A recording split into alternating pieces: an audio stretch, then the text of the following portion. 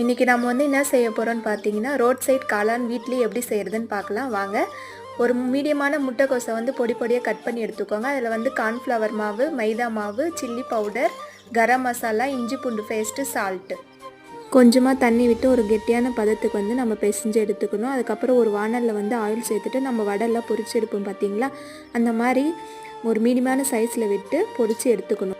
பொரித்து எடுத்துக்கின்னு அதே வானலில் பொடி பொடியாக கட் பண்ணி வச்சுருக்க வெங்காயத்தை வந்து சேர்த்து நல்லா வதங்கணும். உடனே chilli powder, garam masala, pepper, soya sauce, tomato sauce, கொஞ்சோண்டு சால்ட்டு சேர்த்து நல்லா வதக்கி எடுத்துக்கோங்க. வதக்கி எடுத்துக்கின உடனே ஒரு 2 ஸ்பூன் கார்ன்ஃப்ளவர் மாவு வந்து தனியாக கரைச்சி அதில் ஆட் பண்ணிக்கின்னு அது ஒரு கொதி வந்த உடனே நம்ம பொரித்து வச்சுருக்கதை வந்து சேர்த்து நல்லா கலக்கி எடுத்தோன்னா சுவையான ரோட்டு கடை காளான் வீட்டிலே சூப்பராக செஞ்சிட்டோம்.